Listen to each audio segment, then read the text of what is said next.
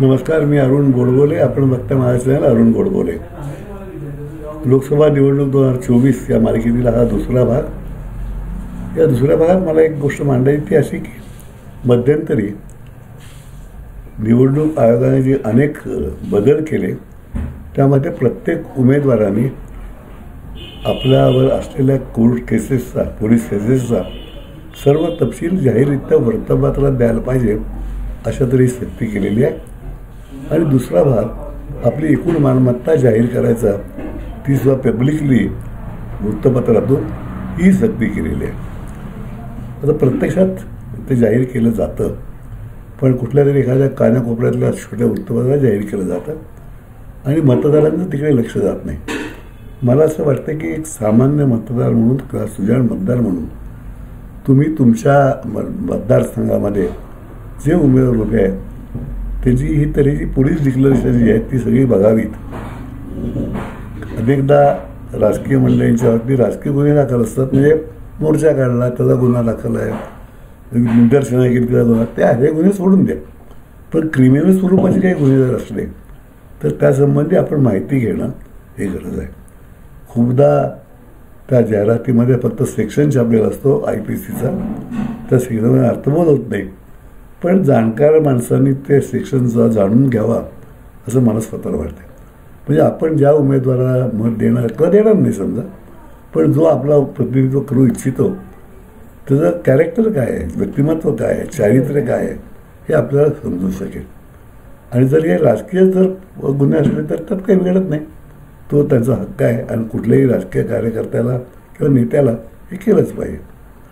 तसंच त्यांची एकूण मालमत्ता असते ती यावेळेला जाहीर झालेली मालमत्ता आणि मागच्या इलेक्शनच्या वेळा जाहीर झालेली मालमत्ता या दोन्हीचा तौलनिक अभ्यास खरं तर सुजाण मतदारांनी करायला पाहिजे. अनेकांची मालमत्ता 50-50 कोटी रुपये वाढलेली आढळते. हा एक भाग आहे की मार्केट प्राईस वाढल्यामुळं थोडी वाढते, पण ती सोडता मालमत्तेत काय वाढ झाली आहे हे जर आपण बारकाईने बघितलं तर विचक्षक मनाला असा प्रश्न निश्चित पडेल की या माणसाला भत्ते एवढे मिळत होते, याचा उद्योगधंदा हा होता, मग एवढी वाढ कशी झाली. अर्थात हे बारकाईनं कोणी बघत नाही आणि त्यामुळं तिकडं दुर्लक्ष होतं. पण ही जी सक्ती निवडणूक आयोगाने केलेली आहे तिचा आपण रास्त फायदा करून घेतला पाहिजे. आणि खरं तर दुसऱ्या उमेदवारांनी किंवा उमेदवारांनी एकमेकाचा ह्यावरनं टीका टिप्पणी करायला हरकत नाही, पण तसं कोणी करत नाही. कारण असं म्हणतात की हमाम में सब नंगे होते. तसं आहे, काचऱ्या घरात दगड कोण मारणार, म्हणून हा त्याचं काही काढत नाही, तो याचं काही काढत नाही आणि मतदाराला शेवटी काहीच कळत नाही. त्यामुळे हे बारकाईनं पाहावं.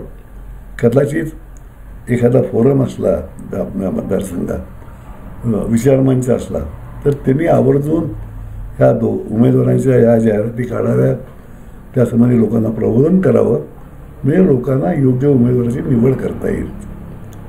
अनेक ठिकाणी गुन्ह्यांची पार्श्वभूमी असलेले उमेदवार निवडून येतात आणि नंतर पुढे तसेच बघत राहतात ना. त्यामुळे आपला उमेदवार आपण जो प्रतिनिधी निवडून देणार तो चारित्र्य काय आहे हे पाहण्याची एक सुसंधी निवडणूक आयोगाच्या नवीन नियमामुळे आपल्याला मिळालेली आहे. तेव्हा त्याचा आपण फायदा करून घेणं आवश्यक आहे. आपण जरूर थोडा वेळ काढून हे पाहावं आणि मग आपलं मत निश्चित करावं असं मला स्वतःला वाटतंय. फार अवघड नाही आहे, कारण आपण ज्या भागात राहता तिथल्या वृत्तपत्रात ही माहिती जाहिरात द्यायलाच लागते, त्यामुळे नक्की आलेली असणार. फक्त त्याकरता थोडा वेळ खर्च करणं आवश्यक आहे.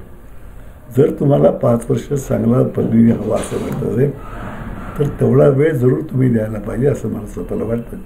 आणि मग त्यावर तुमचा निर्णय जो काय असेल तो, हा चांगला तोच वाईट असं काही म्हणत नाही, पण ज्याला द्यायचं असेल त्याला देऊ शकता. पण ते पूर्ण विचार केल्यानंतर विचारांती मत दिलं असं तर अर्थ होईल असं मला वाटतं. तेव्हा ह्याही गोष्टीकडे आपण जरूर लक्ष द्यावं असं मला सुचवं असं वाटतं. आज इथेच थांबूया. उद्या काहीतरी नवीन आणखी विषय. तोपर्यंत नमस्कार.